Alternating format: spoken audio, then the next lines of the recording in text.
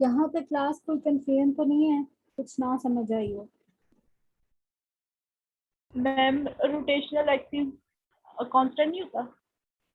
साथ साथ रिवॉल्व करेगा आपके, कांस्टेंट नहीं ना है, वो रिवॉल्व कर रहा है, इसीलिए तो इस टाइप ऑफ मोशन को प्रिसेशन कहा जाता है, जिसमें आपका एक्सिस ऑफ रोटेशन जो है वो आपके मैग्नेटिक फील्ड के अलोंग जो है वो साथ साथ रोटेट करता जा रहा है। ठीक है, उसकी ओरिएंटेशन चेंज होती जा रही है। और इसके लिए मैंने आपको कहा है कि आपके पास अगर कोई सर्कुलर ऑब्जेक्ट है या कोई स्पिनिंग टॉप यानी लट्टू घर में है तो उसको स्पिन करके एक दफा देखना। ठीक है, जब आप उसको स्पिन करोगे ना तो आपको नजर आएगा, आपको बिल्कुल उसका पॉइंटेड एंड हेड होता है ना, आप समझ लो ये आपका रोटेशनल एक्सिस है। ठीक है, आपने उस रोटेशनल एक्सिस को मानते हुए तो उसकी जो स्पिन है उसको फोकस करना है कि क्या आपको लगता है कि ये जो आपका पॉइंटेड एंड है, ये आपको लगेगा कि जैसे जैसे वो स्पिन करता जा रहा है तो वो पॉइंटेड हेड जो है वो भी साथ साथ मूव करता जा रहा है। इट मीन्स कि वो रोटेशनल एक्सिस भी साथ साथ मूव करेगा और वो इन द सर्कल मूव करना शुरू हो जाता है। वो ऐसा नहीं रहता कि वो एक ही जगह जहाँ आपने उसको स्पिन किया वो वहीं पे स्पिन करता रहे, नहीं, वो अपनी पोजीशन से साथ साथ मूव करेगा एक सर्कुलर मोशन में। जैसे ही फिर उसकी जो रोटेशन है या वो उसकी स्पीड स्लो होती जाएगी तो फिर क्या होगा कि वो एक ही पॉइंट पर जाके टिल्ट करना शुरू कर देगा अल्टीमेटली। ठीक है, लेकिन उससे पहले आपने देखना है कि आप देखोगे कि वो एक सर्कुलर मोशन सर्कुलर ऑर्बिट में जाके रिवॉल्व करता है। ठीक है, तो इट मीन्स कि उसका जो रोटेशनल एक्सिस है वो भी साथ साथ अपनी डायरेक्शन चेंज करता जा रहा है। मैम एक दफा वो दिखा दें वो डायग्राम जो थी।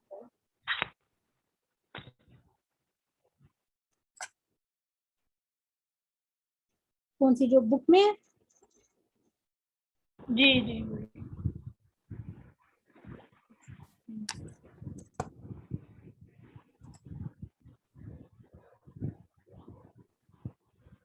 ये देखो। जी। ठीक है, अब उसने चूंकि बार ये आपका एक्सिस ऑफ स्पिन है। ठीक है, ये उसने बताया कि इसके इस एक्सिस के अलोंग जो है वो स्पिन कर रहा है। ठीक है, जी बट एक्सिस ऑफ स्पिन फिर कांस्टेंट है, वो फिक्स है। Axis off spin is the rotational axis ना। ठीक है, okay. Axis of the spin is the rotational axis, but वो यहाँ पे अगर आपको एक्सिस ऑफ स्पिन को रिवॉल्व करते तो ये 3 डायमेंशनल नहीं है, वो नहीं दिखा सकता। ठीक है, दूसरा अगर वो यहाँ जी पे आपको एक्सिस ऑफ स्पिन को रोटेट करते हुए दिखाता है कि एक पॉइंट पे वो यहाँ जाएगा, एक पॉइंट पे यहाँ जाएगा, एक पॉइंट पे यहाँ जाएगा। ठीक है, तो वो आप एक पिक्चर बहुत अजीब सी हो जाती है। आप ये समझो कि ये बिल्कुल इसी तरीके से अगर आपने कहीं पे इस तरह की पिक्चर देखी हो कि बहुत सारे एरोज हैं, यानी यहाँ पे भी एरोज हैं, यहाँ पे भी एरोज हैं, यहाँ पे भी अपर डायरेक्शन में एरोज आ रहे हैं, उन सारे एरोज को मिला के एक सर्कल बन जाता है। ठीक है, इस तरह की मुझे कोई पिक्चर मिलती है ना तो मैं आपको सेंड करती हूँ कि ये उसी तरह है कि आपके पास ये एक्सिस ऑफ रोटेशन या एक्सिस ऑफ स्पिन जो है वो भी साथ साथ रिवॉल्व करता जा रहा है। ठीक है, स्पिन आपका न्यूक्लियर जो स्पिन कर रहा है तो आपका एक्सिस ऑफ स्पिन के साथ जो है वो रिवॉल्व करता जा रहा है, रोटेट करता जा रहा है, अपनी डायरेक्शन चेंज करता जा रहा है। ये जो स्पेसिफिक जी मैम। टाइप ऑफ मोशन होती है जिसमें आपका जो अर्थ है वो भी प्रिसेशन मोशन शो करता है। ठीक है, अगर आप अर्थ की भी मोशन की जी कोई वीडियो अगर आप एनएमआर प्रिसेशन न्यूक्लियाई की एक वीडियो कोई आपको मिल जाती है या फिर आपको कोई वो मैं लिंक आपके साथ सेंड कर देती हूँ, अदरवाइज अगर आपको मिल जाती है तो उसको एक दफा देख लो, उससे ज्यादा क्लियर आपको समझ में आ जाएगा। ठीक है, कि आपका रोटेशनल जी एक्सिस साथ साथ रिवॉल्व कर रहा है या ये डायरेक्शन चेंज कर रहा है, ये आपके पास न्यूक्लियर के केस में है, ये मोशन आपकी स्पिनिंग टॉप के केस में है, ये मोशन जो है वो आपकी अर्थ रोटेशन के केस में भी है, अर्थ जो रिवॉल्व करती है उसके केस में जो है वो भी प्रिसेशन शो करती है। ठीक है, सो ये स्पेसिफिक टाइप ऑफ जो आपकी जायरोस्कोपिक मोशन है इसे प्रिसेशन कहा जाता है या इसे लार्नर प्रिसेशन भी कहा जाता है। इसी वजह से जो फ्रिक्वेंसी जिस फ्रिक्वेंसी के साथ ये प्रोसेस कर रहा होता है उस फ्रिक्वेंसी को आप प्रिसेशनल फ्रिक्वेंसी या लार्नर फ्रिक्वेंसी का नाम दे देते हो। ठीक है, अब आते हैं एक नेक्स्ट पॉइंट पे क्लास कि आपका जो है हम यहाँ बात कर रहे थे स्पिन फ्लिपिंग की। ठीक है, तो यहाँ पे हमने देखा था कि हमारे पास स्पिन फ्लिपिंग क्या है कि हम अभी हमने बात की थी इससे पहले कि जब हम न्यूक्लियाई को रखते हैं मैग्नेटिक फील्ड में तो majority of the nuclei align होते हैं विद द फील्ड। अभी आपका क्वेश्चन वही है कि हम कितने विद द फील्ड अलाइन होंगे, क्या रेशो होनी चाहिए, वो आगे जाके मैं आंसर देती हूँ। अभी तक के लिए क्या हम बात करते आ रहे हैं कि nuclei with the field align होते हैं, फिर आप क्या करते हो कि आप जो है वो रेडियो मैग्नेटिक रेडिएशन जो है वो देते हो, ठीक है। और वो किस फ्रिक्वेंसी की होनी चाहिए, वो अगर उसकी फ्रिक्वेंसी आपका जो न्यूक्लियाई जिसको आपने अप्लाइड मैग्नेटिक फील्ड में रखा है और जो अल्फा स्पिन स्टेट में है, आपकी अल्फा स्पिन स्टेट में है यानी अलाइन विद द फील्ड है, तो उस केस में वो न्यूक्लियाई उस अप्लाइड मैग्नेटिक फील्ड में एक स्पेसिफिक फ्रिक्वेंसी के साथ प्रोसेस कर रहा है। उस फ्रिक्वेंसी को हम अभी बात कर चुके हैं, हम नेम देते हैं प्रोसेशनल या नॉर्मल फ्रिक्वेंसी की। अब क्या आपने करना है कि वो प्रोसेशनल फ्रिक्वेंसी जो है उस फ्रिक्वेंसी के अकॉर्डिंग उस न्यूक्लियाई की प्रोसेस करते हुए एक स्पेसिफिक एनर्जी है, क्योंकि देखो एनर्जी कैलकुलेट करने के लिए आपको क्या है कि आपको फ्रिक्वेंसी को प्लैंक्स कांस्टेंट से मल्टीप्लाई करना पड़ेगा, तो as is the constant factor, ठीक है। तो हम इसलिए फ्रिक्वेंसी के टर्म्स में बात करते हैं, क्योंकि फ्रिक्वेंसी वेरिएबल है, एज जो है वो कांस्टेंट है और फ्रिक्वेंसी डिपेंडेंट है एज नॉट पे, तो एच नॉट वेरिएबल है, तो एच नॉट फैक्टर वेरी हो गया, हमारे पास फ्रिक्वेंसी वेरिएबल फैक्टर होगी। डेल्टा ई कैलकुलेट करने के लिए आपको दो चीजें रिक्वायर हैं, अगर हम जनरल फार्मूला की बात करें प्लैंक्स कांस्टेंट की और फ्रिक्वेंसी की, तो प्लैंक्स कांस्टेंट को अगर हम यहाँ पे ना उसकी बात करें तो हम फ्रिक्वेंसी के टर्म्स में भी एनर्जी की बात कर सकते हैं, ठीक है। सो अगर यहाँ पे आपका न्यूक्लियर प्रोसेस कर रहा है प्रोसेशनल फ्रिक्वेंसी के साथ, एक स्पेसिफिक फ्रिक्वेंसी के साथ जो डिपेंडेंट है अप्लाइड मैग्नेटिक फील्ड स्ट्रेंथ पे, अब आप क्या करते हो, आप उस न्यूक्लियाई पे जो प्रोसेस कर रहा है, ठीक है, सपोज उसकी प्रोसेशनल फ्रिक्वेंसी आपके पास जो है वो न्यू नॉट है। अब आप उस न्यूक्लियाई को जो है वो इलेक्ट्रोमैग्नेटिक रेडिएशन उस पर डालते हो जो कि है रेडियो फ्रिक्वेंसी, ठीक है। रेडियो फ्रिक्वेंसी अब उस पर डालते हो, रेडियो फ्रिक्वेंसी जो है वो कितनी होनी चाहिए, उसकी एनर्जी कितनी होनी चाहिए, तो उसकी एनर्जी भी कैलकुलेट करने का फॉर्मूला हमारे पास सेम रहेगा एच न्यू, ठीक है। तो इट मीन्स एज तो वहां पे भी कांस्टेंट है, तो इट मीन्स कि यहाँ पे हमारा मेन जो है एनर्जी मैच करने से मुराद है फ्रिक्वेंसी मैच करना, ठीक है। तो जहां पे जिस मोमेंट पे या जिस फ्रिक्वेंसी पे आपकी जो आपके न्यूक्लियाई की प्रोसेशनल फ्रिक्वेंसी आपकी एक्सटर्नल रेडियो फ्रिक्वेंसी के साथ मैच कर जाएगी, दो फ्रिक्वेंसी जब आपस में एक दूसरे के साथ मैच करने का मतलब है दोनों की एनर्जी मैच करना, ठीक है। मैं यहाँ एनर्जी को इन टर्म्स ऑफ फ्रिक्वेंसी बात कर रही हूँ, तो एनर्जी का मैच करने का मतलब है फ्रिक्वेंसी मैच करना। तो जैसे ही इनकी फ्रिक्वेंसी एक दूसरे के साथ मैच कर जाएगी, इस फिनोमिना को इन टर्म्स ऑफ फिजिक्स कहा जाता है रेजोनेंस। क्या कहा जाता है, रेजोनेंस, ठीक है। तो आपके precessional frequency whenever the precessional frequency or the normal frequency gets equal to the radio frequency या to the applied electromagnetic radiation जो कि आपके पास रेडियो फ्रिक्वेंसी है उसकी फ्रिक्वेंसी पे इक्वल हो जाती है आपकी प्रोसेशनल फ्रिक्वेंसी, तो इस फिनोमिना को आप रेजोनेंस कहते हो। जैसे ही रेजोनेंस होती है, तो रेजोनेंस का मतलब क्या है, अब यहाँ रेजोनेंस का मतलब क्या है कि यही स्पेसिफिक फ्रिक्वेंसी वाली रेडिएशन जो है वो न्यूक्लियाई एब्जॉर्ब करेगा, एब्जॉर्ब करने के इससे आगे वाली, इससे डिफरेंट फ्रिक्वेंसी वाली, डिफरेंट फ्रिक्वेंसी का मतलब है कि डिफरेंट एनर्जी वाली रेडिएशन ना मेरा न्यूक्लियाई एब्जॉर्ब करेगा, उसको उससे कोई कंसर्न नहीं है, मेरा न्यूक्लियाई ने कौन सी, मेरे प्रोसेसिंग न्यूक्लियाई ने कौन सी एनर्जी जो है रेडियो फ्रिक्वेंसी को एब्जॉर्ब करना है, उसी रेडियो फ्रिक्वेंसी रेडिएशन को एब्जॉर्ब करना है जिसकी एनर्जी उस प्रोसेशनल न्यूक्लियाई की एनर्जी के साथ मैच करे। तो मैच करने का मतलब है दोनों की फ्रिक्वेंसी का मैच करना। तो अगर दोनों की फ्रिक्वेंसी मैच कर जाएगी तो अब मेरा न्यूक्लियस उस इलेक्ट्रोमैग्नेटिक रेडिएशन को जो कि रेडियो फ्रिक्वेंसी है उसको एब्जॉर्ब करेगा। एब्जॉर्ब करने के बाद क्या करेगा, उसकी एनर्जी हाई हो जाएगी, ठीक है, उसका एम्पलीट्यूड ऑफ वाइब्रेशन बढ़ जाएगा, ठीक है। तो क्या होगा कि वो फौरन से, अब अल्फा स्पिन स्टेट में तो वो रह नहीं सकता क्योंकि एनर्जी बढ़ गई है, तो वो कहाँ पे चला जाएगा, वो फ्लिप करके बीटा स्पिन स्टेट में चला जाएगा। इस प्रोसेस को कि आपका न्यूक्लियाई अल्फा स्पिन स्टेट से बीटा स्पिन स्टेट में चला जाए, इस प्रोसेस को स्पिन फ्लिपिंग कहा जाता है, क्योंकि जो स्पिन है वो फ्लिप कर गई है आपके पास फ्रॉम अल्फा टुवर्ड्स बीटा। समझ आ गया?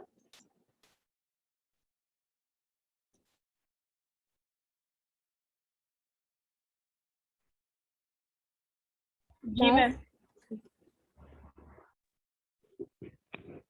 अच्छा, फिर एक लास्ट पॉइंट भी मैं यहाँ पे बता देती हूँ जो आपने पूछा था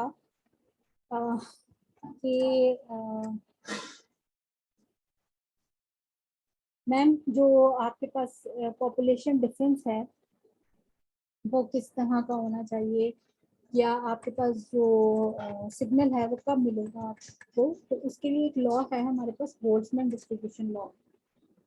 बोल्ट्जमैन डिस्ट्रीब्यूशन लॉ जो है उसकी इक्वेशन आपके पास इक्वल है एन यानी number of nuclei in the upper का मतलब है आपके पास beta spin state divided by number of nuclei in lower energy level या लोअर स्पिन स्टेट, जो कि यहाँ पे आपके पास जो है वो अल्फा स्पिन स्टेट है, is equal to e raise to power minus H new over 3 ई। ठीक है, यहाँ पे जो आपके पास ये जो रेशो है it is the population difference of the nuclei between alpha and beta spin state और between the two spin state, यानी ये जो रेशो है ये आपके पास जो है वो कितनी होनी चाहिए। अगर ये रेशो आपस में इक्वल हो जाए, यानी अगर एक न्यूक्लियाई को आप रखो जो है वो मैग्नेटिक फील्ड में रखो और आपके जो न्यूक्लियाई हैं वो सपोज 10 न्यूक्लियाई है मेरे पास, ठीक है, आपकी समझ आपको समझ आ जाएगी। मेरे पास 10 न्यूक्लियाई हैं, मैंने उनको मैग्नेटिक फील्ड में रखा है, उनसे हाफ न्यूक्लियाई यानी 5 nuclei with the field line हो गया, 5 nuclei against the field line हो गया। तो अगर मैं रेशो निकालूंगी 5/5 की तो वो आ जाएगी 1। अगर मेरी number of nuclei in upper and lower spin state equal हो जाएं तो उस केस में जो उनकी रेशो है पॉपुलेशन रेशो डिफरेंस है वो 1 के इक्वल आ जाता है। उस केस में आपको कोई सिग्नल नहीं मिलेगा। ठीक है, इस पॉइंट को कहा जाता है सैचुरेशन पॉइंट। ठीक है, सो सैचुरेशन अगर आपके पास आ जाती है between alpha and beta spin state तो आपको कोई सिग्नल नहीं मिलेगा। तो इतनी सिग्नल कब मिलेगा?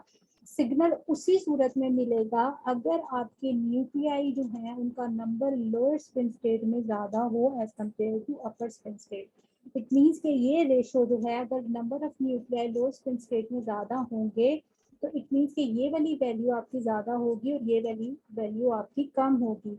तो अगर आप इनका रेशो निकालोगे तो रेशो आपकी लेस देन 1 आएगी। सो इट मीन्स कि आपको सिग्नल कब मिलेगा? सिग्नल आपको तब मिलेगा जब आपकी जो रेशो है वो लेस देन 1 हो of this N upper divided by N lower.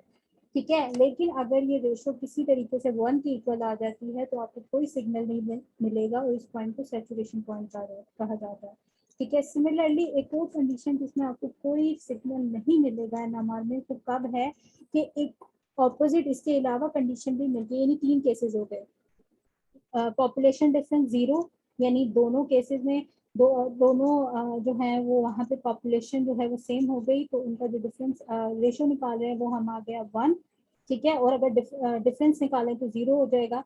ठीक है, तो अगर रेशो 1 के इक्वल है या डिफरेंस 0 के इक्वल है तो दोनों केसेस में आपके पास क्या आएगा? कोई सिग्नल नहीं आएगा। लेकिन अगर रेशो जो है वो लेस देन 1 है तो उस केस में आपको सिग्नल मिलेगा। ठीक है, लेकिन अगर रेशो ग्रेटर देन 1 हो जाती है, ये तीसरा केस है। तीसरा केस का कब है? जब 1 से ग्रेटर हो जाएगी। तो 1 से ग्रेटर का मतलब है कि लोअर स्पिन स्टेट में कम न्यूक्लियाई हैं, अपर स्पिन स्टेट यानी बीटा स्पिन स्टेट में ज्यादा है, तो इस केस में भी सिग्नल नहीं मिलेगा। मैंने हमेशा जो है वो नंबर ऑफ न्यूक्लियाई अगर 10 की बात मैं अभी कर रही थी तो अगर 5 हो जाते हैं नो सिग्नल। ठीक है, अगर इस तरह से हो जाते हैं कि अल्फा स्पिन स्टेट में न्यूक्लियाई का जो नंबर है वो 4 है और बीटा में 6 चले गए हैं तब भी कोई सिग्नल नहीं मिलेगा। लेकिन अगर ये वाला केस है कि अल्फा स्पिन स्टेट में 6 न्यूक्लियाई हैं और बीटा में 4 गए हैं तो अब मुझे सिग्नल मिलेगा। क्यों? क्योंकि अब रेशो अगर आप निकालोगे तो वो लेस देन 1 आएगी। समझ आए या नहीं?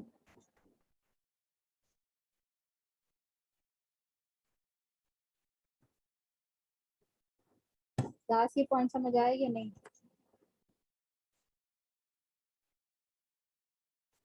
मैम सिग्नल मतलब किस चीज का सिग्नल? सिग्नल क्या है? सिग्नल जाहिर सी बात है कि एनओआर में हमें सिग्नल मिलेगा। हमने जो इन्फॉर्मेशन लेनी होती है हमेशा हम जब भी स्पेक्ट्रोस्कोपी की बात करते हैं तो हम कहते हैं एक आपके पास जो है वो स्पेसिफिक सिग्नल आना चाहिए तभी आप कोई ना कोई इन्फॉर्मेशन बता सकते हो। ठीक है, तो यहाँ पे भी हमें क्लास पे हम मैम जाके इसके बाद सिग्नल की भी बात करेंगे। मैं आपको 1 बाय 1 लेके चल रही हूँ। ठीक है, पहले हम स्पिन के का कॉन्सेप्ट क्लियर किया, फिर हम मैग्नेटिक फील्ड को देखा हमने, फिर उसके बाद रेजोनेंस को हमने देखा है। ठीक है, फिर उसके बाद हमें पॉपुलेशन डिफरेंस का पता चला, स्पिन फ्लिपिंग क्या होती है। इसके बाद आएगा एक पॉइंट स्पिन रिलैक्सेशन। ठीक है, और उसके बाद मैं आपको सिग्नल्स बताऊंगी सिग्नल्स क्या होते हैं। ठीक है, अभी तक के लिए आप ये याद रखो कि एनएमआर तब मेरे लिए मुझे कोई सिग्नल देगा या मेरे लिए यूजफुल है, एनएमआर से मुझे कोई इन्फॉर्मेशन मिलेगी कि आपका जो पॉपुलेशन डिफरेंस है उस वो कैसा होना चाहिए कि अल्फा स्पिन स्टेट में ज़्यादा न्यूक्लियाई होना चाहिए, बीटा में कम। ठीक है, यहाँ मैंने एक पिक्चर में ये दिखाया आपको कि सपोज 10 न्यूक्लियाई हैं, उसमें से टोटल जो है वो 6 विद द फील्ड अलाइन हो गए और 4 जो है अगेंस्ट द फील्ड अलाइन हो गए, ये कंडीशन है। अब आप क्या करते हो कि आप जो है वो ये न्यूक्लियाई जो है वो स्पेसिफिक फ्रीक्वेंसी के साथ प्रोसेस कर रहे हैं, आपके जो न्यूक्लियाई हैं वो स्पेसिफिक फ्रीक्वेंसी के साथ प्रोसेस कर रहे हैं in this applied magnetic field, और आप उस पर इलेक्ट्रोमैग्नेटिक रेडिएशन यानी रेडियो फ्रीक्वेंसी डालते हो। अगर इसमें इन 6 न्यूक्लियाई में से किसी भी न्यूक्लियाई की जो प्रोसेशनल फ्रीक्वेंसी है वो ओवरलैप कर जाती है आपकी रेडियो फ्रीक्वेंसी के साथ, तो वो न्यूक्लियाई रेडियो फ्रीक्वेंसी को ऑब्जॉर्व करेगा और अपनी स्पिन को जो है वो फ्लिप करके कहाँ चला जाएगा, बीटा स्पिन स्टेट में। तो अब नंबर ऑफ न्यूक्लियाई अल्फा में भी 5 हो गए और बीटा में भी 5 हो गए। तो अगर ये पॉइंट आ जाएगा तो ये पॉइंट हो गया सैचुरेशन पॉइंट, अब कोई सिग्नल नहीं आएगा। इस सैचुरेशन पॉइंट को हमने किसी तरीके से अवॉइड करना है। इस सैचुरेशन पॉइंट को अवॉइड करने के लिए हम 2 मेथड यूज करते हैं। वो कौन कौन से मेथड हैं, या वो क्या होना चाहिए कि आपके पास सैचुरेशन ना हो। तो उसके लिए आप जो है वो एक रिलैक्सेशन का फिनोमिना होता है कि जैसे ही न्यूक्लियाई फ्लिप करके आपकी बीटा स्पिन स्टेट में चले गए, उनको रिलैक्स करके वापस अल्फा स्पिन स्टेट में आना चाहिए, तभी आपके पास ये पॉपुलेशन डिफरेंस जो है वो मेंटेन रह पाएगा। ठीक है, तभी आपको एनएमआर में सिग्नल मिलेगा। अब आपका यहाँ पे क्वेश्चन अराइज होना चाहिए था कि मैम अगर ये 10 न्यूक्लियाई की आप बात कर रही हैं, ये सारे सेम न्यूक्लियाई हैं, सिर्फ प्रोटॉन ही हैं सारे के सारे, तो जब ये एक ही फ्रीक्वेंसी के साथ प्रोसेस करने चाहिए क्योंकि अप्लाइड मैग्नेटिक फील्ड तो सेम है। ठीक है, और आपने जब रेडियो फ्रिक्वेंसी दी है तो इन 6 में से किसी एक में ही क्यों ऑब्जॉर्व की है, ऐसा क्यों नहीं हुआ कि उन 6 के 6 न्यूक्लियाई ने उस रेडियो फ्रिक्वेंसी को ऑब्जॉर्व कर लिया और इकट्ठा। तो एक पॉइंट है क्लास कि एक ही proton nuclei different chemical environment होने की वजह से, ठीक है, एक ही proton nuclei different chemical environment होने की वजह से जो उसकी प्रोसेशनल फ्रीक्वेंसी है वो डिफरेंट होती है।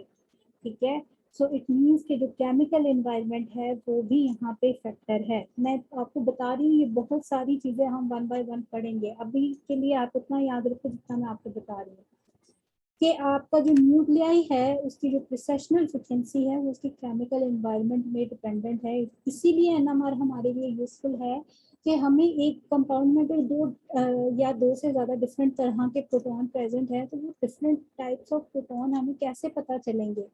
ठीक है, सारे तो प्रोटॉन हैं। यहाँ पे क्वेश्चन आ रहा है होना चाहिए मैम अगर आप हम प्रोटॉन एनएमआर रन कर रहे हैं और ये एनएमआर अगर हमें प्रोटॉन से रेलेवेंट कोई इन्फॉर्मेशन देता है, तो अगर एक कंपाउंड का हम एनएमआर रन कर रहे हैं तो हमें कैसे पता चलेगा कि उसमें कितने प्रोटॉन हैं, किस कार्बन एटम के साथ कितने प्रोटॉन अटैच हैं, उसके नेबर में कितने हैं। तो वो आपको इसीलिए यहाँ पे यूजफुल है कि जो नेबरिंग है वो नेबरिंग इन्वायरमेंट जो है वो भी इफेक्ट करती है हर प्रोटॉन की प्रोसेशन को, और उसी वजह से आपको हर प्रोटॉन एक डिफरेंट सिग्नल प्रोवाइड करेगा, एक डिफरेंट वैल्यू देगा एनएमआर में, जिसे आप केमिकल शिफ्ट कहते हो। और वो केमिकल शिफ्ट जो है और वो आपको बताएगी कि ये जो आपका प्रोटॉन है ये क्या है। आपका प्रोटॉन ये आपके पास एरोमेटिक रिंग का प्रोटॉन हो सकता है, या ये आपके एल्डिहाइड का प्रोटॉन हो सकता है, या ये कार्बोक्सिलिक का हो सकता है, या ये आपके अल्कोहल का हो सकता है, कौन सी टाइप का प्रोटॉन है आपका। ठीक है, फिर उसकी नेबरिंग एनवायरनमेंट के अकॉर्डिंग वो जो सिग्नल है वो स्प्लिट कर जाता है। तो ये सारे फिनोमेना हम आगे पढ़ेंगे, अभी मैं आपको कंफ्यूज नहीं करना चाह रही, बस आप ये याद रखो कि एक ही तरह के न्यूक्लियाई डिफरेंट केमिकल एनवायरनमेंट की वजह से डिफरेंट फ्रिक्वेंसी के साथ प्रोसेस करते हैं। इसी वजह से ऐसा जरूरी नहीं है कि ये 6 के 6 प्रोटॉन हो, बट ये 6 के 6 डिफरेंट प्रोटॉन है, ये डिफरेंट कार्बन एटम के साथ अटैच है, इनकी एनवायरनमेंट आपस में चेंज है। ऐसा कभी नहीं होता कि एक न्यूक्लियाई में सारे के सारे प्रोटॉन आइडेंटिकल हों। ठीक है, तो इसीलिए जब आप रेडियो फ्रिक्वेंसी देते हो तो जरूरी नहीं है कि सारे के सारे न्यूक्लियाई की प्रोसेशनल फ्रिक्वेंसी उस रेडियो फ्रिक्वेंसी के साथ ओवरलैप करे या मैच करे। किसी एक की कर सकती है या किसी दो की कर सकती है, अगर वो दो सेम हैं, दो आइडेंटिकल हैं, उनके केमिकल एनवायरनमेंट आइडेंटिकल है, अदरवाइज ऐसा पॉसिबल नहीं है कि वो उनकी रेडियो फ्रिक्वेंसी प्रोसेशनल फ्रिक्वेंसी और रेडियो फ्रिक्वेंसी ओवरलैप करे। और यही पॉइंट हमारे लिए एनएमआर में जो है आप कह लो की फैक्टर है किसी भी न्यूक्लियाई को स्टडी करने के लिए, क्योंकि यहाँ प्रोटॉन की बात करें। अच्छा, यहाँ पे एक चलो इसको नेक्स्ट क्लास में करेंगे क्योंकि बहुत ज़्यादा होता है।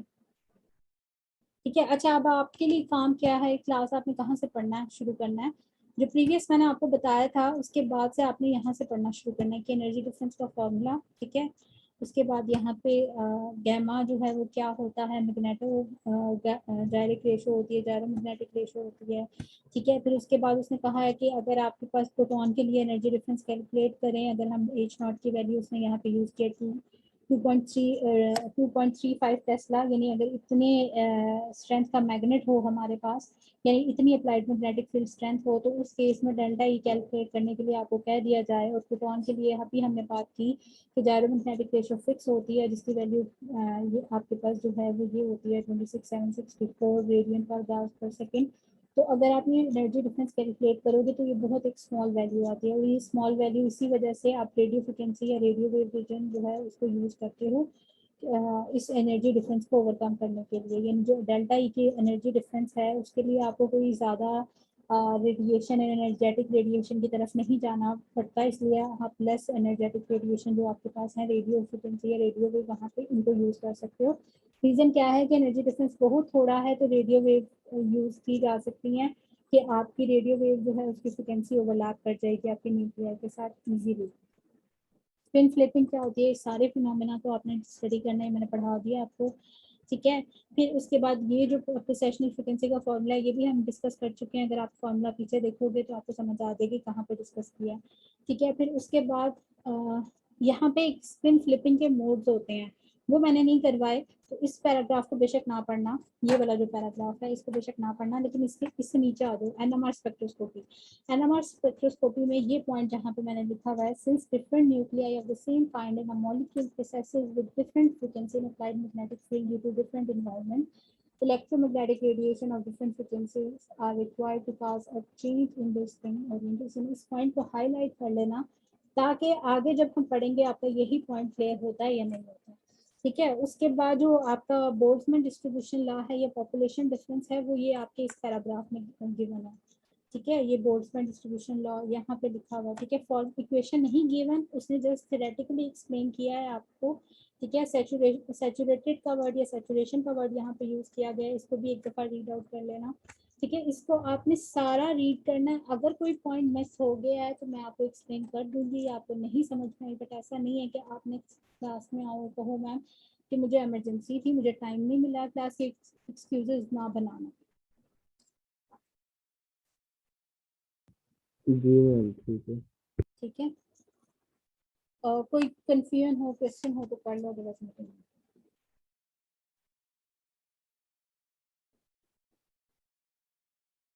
मैम अभी तक हमने जो पढ़ा है ये सारा हमने एनएमआर के अंदर क्या हो रहा होता है वो पढ़ा है ना, मतलब कि अभी एनएमआर के रिजल्ट्स क्या होते हैं वो नहीं ना ये पढ़ा। नहीं पढ़ा। हाँ, अभी हमने सिर्फ एनएमआर का प्रिंसिपल समझा है इतना कि उसमें न्यूक्लियस का क्या रोल है, मैग्नेटिक फील्ड का क्या रोल है, रेजोनेंस क्या होती है। अब एनएमआर क्या इंफॉर्मेशन हमें देती है, वो इंफॉर्मेशन हमने कैसे रीड करनी है, वो अभी मैं अगर आपको लेके चलूंगी ना तो इतनी ईजी नहीं है कि मैं एक ही लेक्चर में सारे कॉन्सेप्ट समझा दूँ, तो इसलिए मैं आपको वन बाय वन लेके चल रही हूँ। जब हम आते हैं उस पर अपने सिग्नल्स पे आते हैं तो वो सिग्नल्स को हम बहुत डिटेल में डिस्कस करने लगे हैं। ठीक है, तो मैं इसलिए चाह रही हूँ कि ये वाला जो सारा है ना एक्सप्लेनेशन, ये जितनी थ्योरी है इससे आगे जो है वो आपकी थ्योरी प्लस आपका आप कह लो कि एक्टिविटीज हैं। ठीक है, आपको कंपाउंड्स के लिए एनएमआर सिग्नल्स कैलकुलेट करने होंगे। ठीक है, उनके लिए सिग्नल्स गिवन होंगे तो आपने बताना होगा इस कंपाउंड का क्या मोलेकुलर फॉर्मूला हो सकता है, वो सब कुछ हम करेंगे, लेकिन वो आहिस्ता आहिस्ता। ठीक है, और उस पर हम ज़्यादा टाइम लगाएंगे, तो इसलिए मैं चाह रही हूँ ये जो थ्योरी वाला पोर्शन है ये हम जल्दी कवर करें। ठीक है, जी मैम। ओके, क्लास पे मीटिंग एंड करते हैं। जी मैम एक और बात, जी सना। मैम ये कहना था कि मतलब जो प्रोटॉन है ये सारे डिफरेंट एलिमेंट्स होते हैं, तो मैम हमारे पास इससे ज्यादा एलिमेंट्स हैं तो ये सबके लिए रेडियो फ्रीक्वेंसी ही इनफ होती है। हाँ, रेडियो फ्रिक्वेंसी इनफ होती है। जी ठीक है। ओके, क्लास पे